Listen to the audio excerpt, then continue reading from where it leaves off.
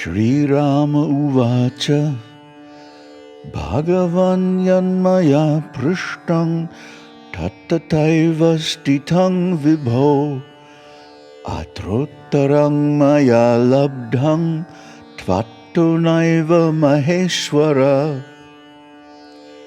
Śri Rāma said, O all-pervasive Lord, what was asked by me regarding the Lord being all the world that stands as such? Here an answer was not received by me from you at all, O great Lord. Parichinna parimane dehe bhagavatastava utpatti panchabhutanang stitirva vilayakatang. How is your body, O Lord, being of limited measure, the origination of all beings, their maintenance and dissolution by you? Svasvadhikara sangbadha katang namastita sura te sarve katang deva bhuvanani chaturdasha. How are the deities bound to their respective duties stationed in you? How come that all of them are one with you? How is it, again, that the 14 worlds are one with you? Tvata shrutvapi devatra sangshayo me mahana bhut apratyayita chittasya Sangshayang chetumarhasi. O Lord, even after hearing it from you, there was a great doubt in me. You must deign to dispel the doubt in my mind, which suffers in incomprehension.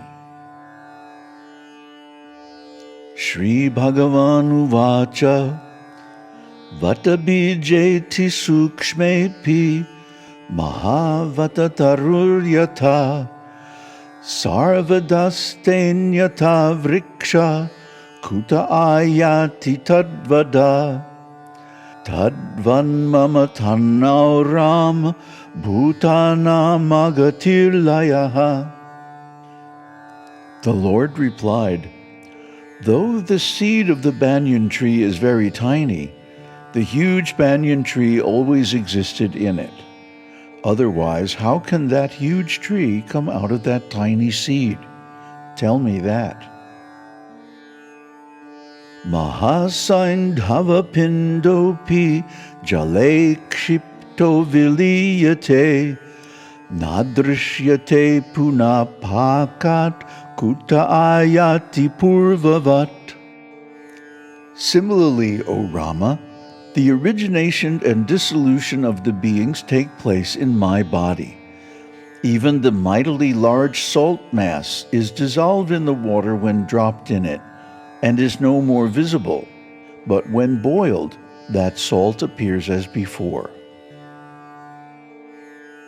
Prata prataryata loko jayate surya mandalat evang matto jagat sarvam jayate sti viliyate mayeva sakalang rama tadvad janihi suvrata.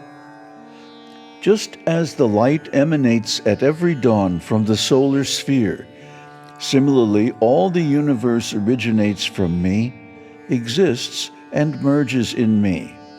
Everything is in me, O Rama of noble resolves, know it thus. Namaste. So this is the beginning of the 7th chapter of Shiva Gita, which is about the cosmic form of Shiva. This is very similar to the universal form described in Bhagavad Gita. And it really points to the fact that there is no real difference between Shiva and Vishnu. There's this long running debate in Indian society, like, which one is really God? Well, from our point of view, we're like ants looking up at these, immense beings and trying to speculate about, which one is first and which one is second and so on. It's crazy. They're all God, as far as we're concerned. They're all the supreme. Brahma, Vishnu, Shiva, Rudra, we have to worship them because they are in a superior position. Doesn't matter, which one is first and which one comes second. Maybe among themselves it matters, but for us, we have to consider them all, worshipable. And to do otherwise is really offensive, and it will hold up our spiritual progress. There should not be any kind of rejection or dismissal of any of the gods. What to speak of the primary Trinity, Brahma, Vishnu, and Shiva. But Shiva is humble. He doesn't care. He doesn't want to assert himself that I am God, But if we approach him in that mood, he is willing to reciprocate. So Rama has approached him in the mood of Aishwarya. This means, glory, greatness, power, opulence. And Bhagavan, one of the epithets in the Vedas for the Supreme Lord, means one who is full of power, wealth, strength, beauty, knowledge, and renunciation, the 6 opulences of the Supreme. So there are actually several personalities that fulfill that definition.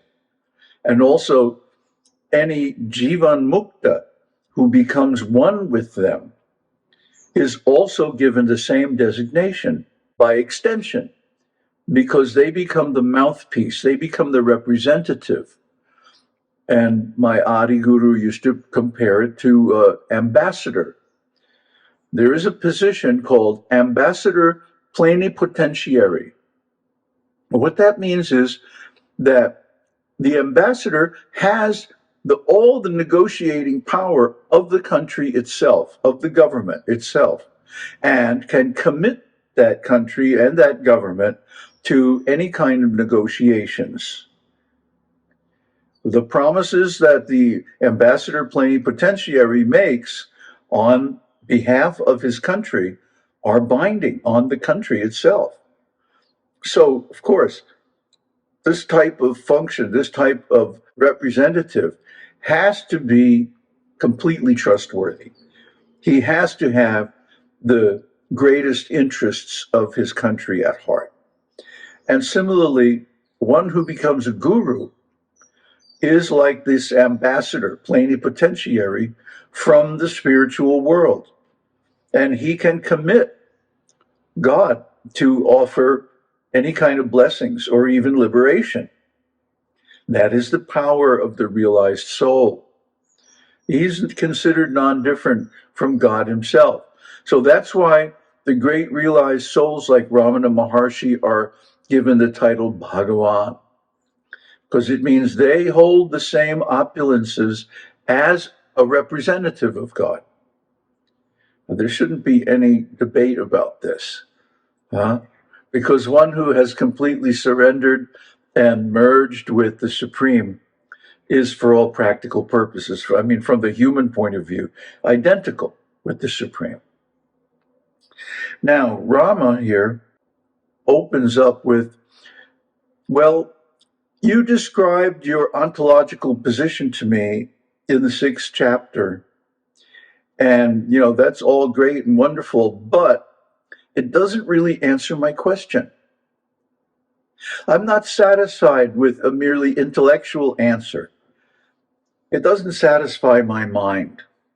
He says, my mind is still suffering in incomprehension. I don't really get it. you know? Yeah, I know the words, I know about it, but I want to see you in action. I want to see how you actually penetrate the 14 worlds and host all the multitude of beings and so on and so forth. I want to see with my own eyes. Then I'll be satisfied. That's what Rama is saying. The Lord then replies with an analogy, a couple of analogies. First one is the seed of a banyan tree. A banyan tree is huge. They can extend for miles, actually, and there are examples like this in the jungles of India. But the banyan seed is tiny, it's like this, the size of a sesame seed. How does that big tree fit into that tiny seed? Well, the same principle is there in the incarnation or the form of Shiva, that even though he appears to have a human-sized form, or even smaller in the case of the Shiva Lingam, still, all that power, all that opulence, all that consciousness and everything is present within it, just like the banyan tree is present in tiny seed.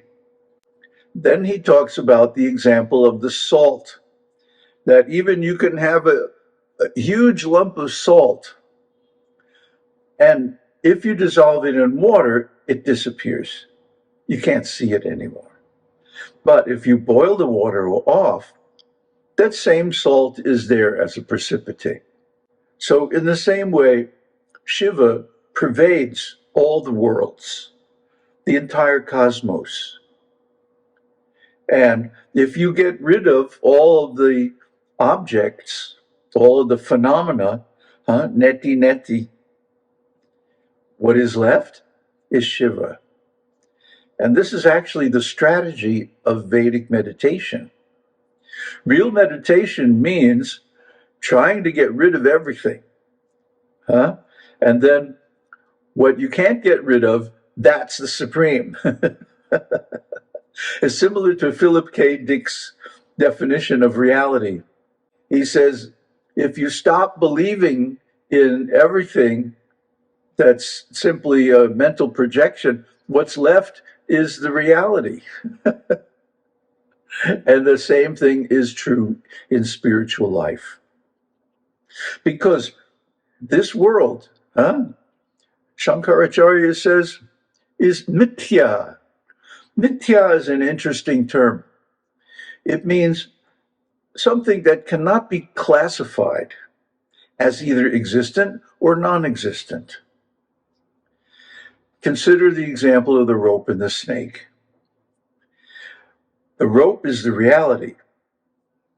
The snake is, how can you say it's existent? It's not existent. But how can you say it's non-existent either? Because it does produce an effect on the person who sees it. They become frightened, they run away, call for help, etc., like that. So in that sense, it's existent. But actually, of course, it's just an illusion, like a mirage. And similarly, the material world is like that too. We don't see the actual reality with our senses.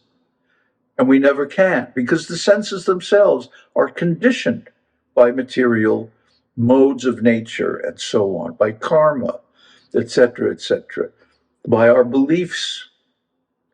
And then we project that belief onto the world, and we see it in that way. Like someone who wakes up in the morning with a severe hangover can look out, and there could be the most beautiful landscape in the world just outside the window. But he looks at it and says, oh, book. Whereas his companion, who didn't overindulge or indulge in drinking at all, and has a clear mind, looks out and sees the beauty. So it's the same way with this world. Actually, this world is very beautiful. It's even perfect. But we see it as a bunch of problems and this and that, suffering, birth and death, and so on, because of our attachment, because of our duality, because of our conditioning, ultimately because of our delusion that we consider ourselves an individual, whereas actually there is no individual. There is no conditioned self. And if we see like that, the world is beautiful. We'll continue next time. Om Tat Sat. Om Shakti Om. Om Namah Shivaya.